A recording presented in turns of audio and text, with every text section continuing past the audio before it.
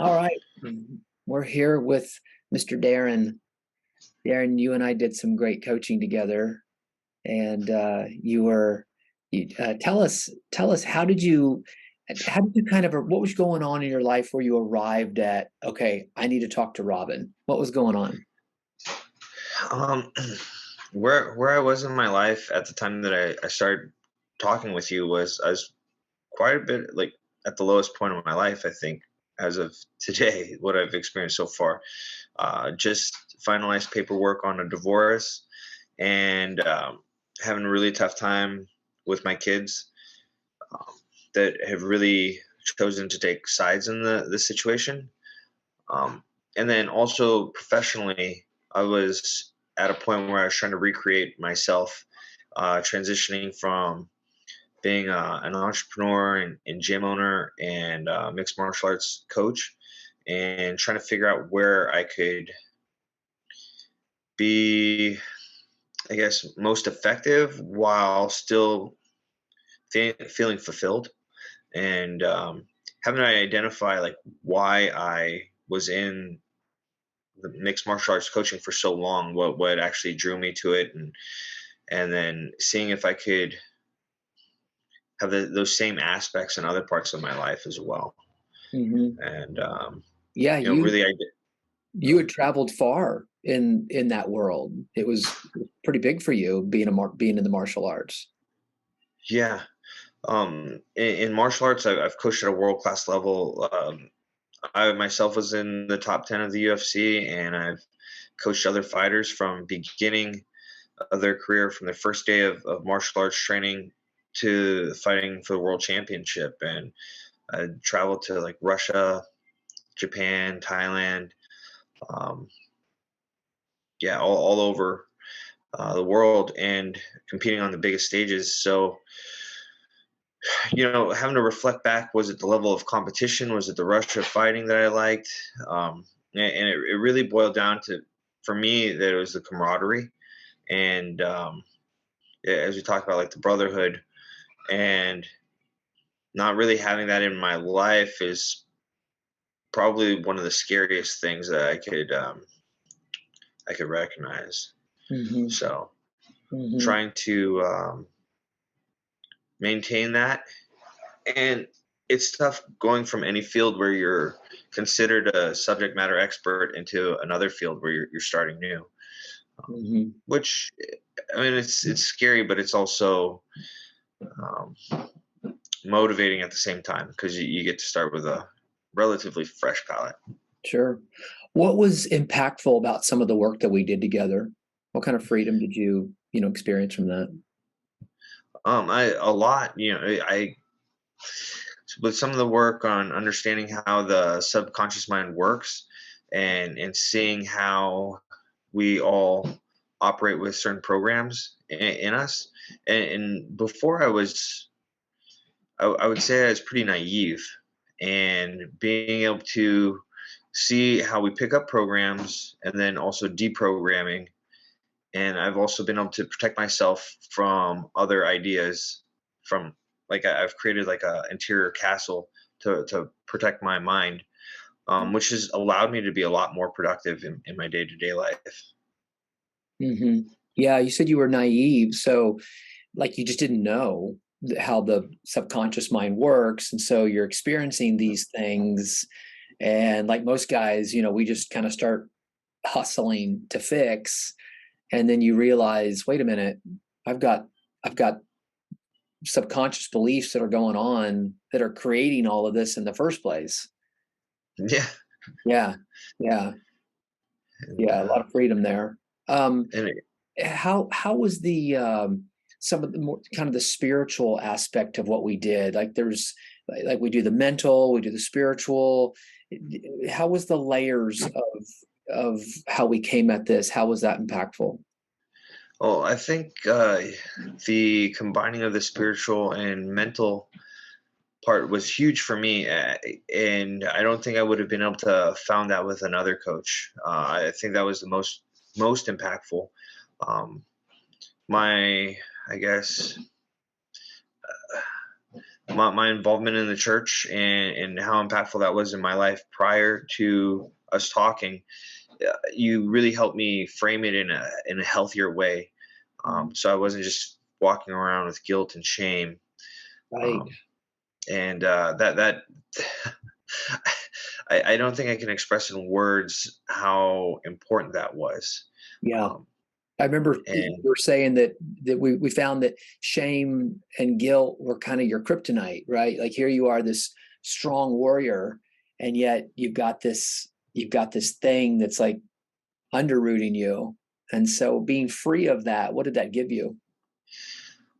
it gave me not just a new perspective. I think that sounds kind of generic, but I was looking at the world from like different eyes, and I could see things as more of opportunities instead of just like, oh man, this is something I have to take care of or something I have to get out of the way to progress. It's almost when we talk about the warrior mindset, it's looking at it as a new adventure to conquer. Um, Mhm. and then two, also understanding, I don't know if we'll ever understand God's will completely, but looking at challenges is this is this might be God's will for me to overcome this, and that also motivates me in ways that I can't really express with words. Cool. I love it. And so, on an ongoing basis, we do this intense work together. It's about 6 weeks, and it's just, wow, it's a whole different state of being. What have you done, or how is what we did together? How have you like kind of kept that going in like regular self care? What have you done to so we did this work for 6 weeks. What did you do after to kind of keep it fresh and make sure you were continuing to stay free and understand the subconscious? Well, like cutting down a lot of the consumption of information that I had taken through like social media or Mhm. media platforms. And then two, after taking a break from that, being able to look at it more healthily was huge. The cutting down of, trying to reduce to zero the amount of fluoride and things like that, and use of caffeine, nicotine, Sure. Toxins. toxins, yeah, has Yeah. really sharpened up my mind.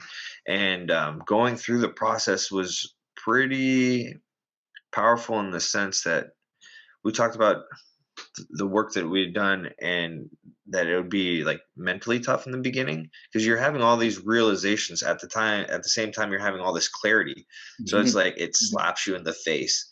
Right. Yeah. And I think because of my history as a fighter, I kind of prefer that as opposed to like slow and steady. It was just like all at Yeah. once, um, which at the time is very challenging, but I really appreciate in the long run. So visual aids are very important, and then two, I'm not necessarily in a living condition where I can put all of them up, you Mhm. know, and you You're do you're talking about like the wall art and the wall art. the messaging and stuff that's positive. Right. Right. And this is all really healthy stuff, and I think it can induce fear in other people that haven't gone through it. They're just like, "What is this? What are you doing?" Right. Um, and Yeah. we Your also, light intimidates others. yeah, Yeah. Yeah, and shows them their own shadow. That's true. That's a good point in all of this is how do you remain steadfast in your light and in who you are when other people, their shadows are getting triggered, and that's a powerful piece of this. yeah, and I think you use the reference to the crab pot. Mhm. You'd be able to phrase it better than I would. But I see that a lot in day-to-day life where even if you're just out people watching, you see how communities um, kind of operate like that. And The it's crab bucket where yeah, if one crab reaches up and tries to get out of the bucket, the other crabs grab him and pull him down. yeah. Yeah. Yeah.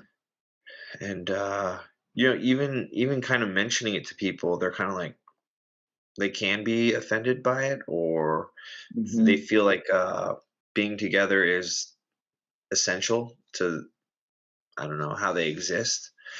But then it can sometimes show to them that they're not allowing each other to progress or themselves to progress. So it, Mhm. it's um, it's quite the experience. I think you also said too, like when you don't appear as people want you to appear, um, or how they perceive you. Because I was going through a tough time, and if I didn't appear like I was super broken, it was almost shocking, and people were almost offended. So, Oh, wow. um, That's wild. And so to fit in, you've got to be broken and addicted, and you got to be showing up in ways that aren't healthy to be included. yeah, Yeah. Yeah. A lot of people are dealing with that. So they stay stuck and they stay self-sabotaging because their environment is self-sabotaging. So let me ask you this, Darren. What would you say to anybody who's considering doing this work and is fearful, or they got to come up with the money, or they're just like they're on the edge? What would you say to them? I would say the best investment if you're gonna invest in anything would be yourself, and it's worth it. That would be the first thing, because the opportunities too that will open up after will pay for itself. And the I can understand the I can understand the pushback of like wanting to maybe not get started, or thinking that now is not the time. But now I can see that that was a self-sabotaging behavior in itself, is Mhm. putting off the actual doing the work on yourself. Yeah. So uh, we only have a certain amount of days in our lives, right? So we should start early, and they'll be a lot more productive. Yeah. Well, I love it. You've got such a piece about you, compared to when we first met, and it's been really cool to watch you grow, and even though we kind of concluded our work, to still stay in community with you and hear about your successes and where you're going with your jobs and relationships and how you're living your life is truly a joy. So it's been an honor, my friend. Yeah, thank you. I'll forever be indebted, and I really appreciate the conversations that we have, and even this, it'll set my day off to be a lot better. Love it. I love it. Well, thank you, my friend. All right, thank you.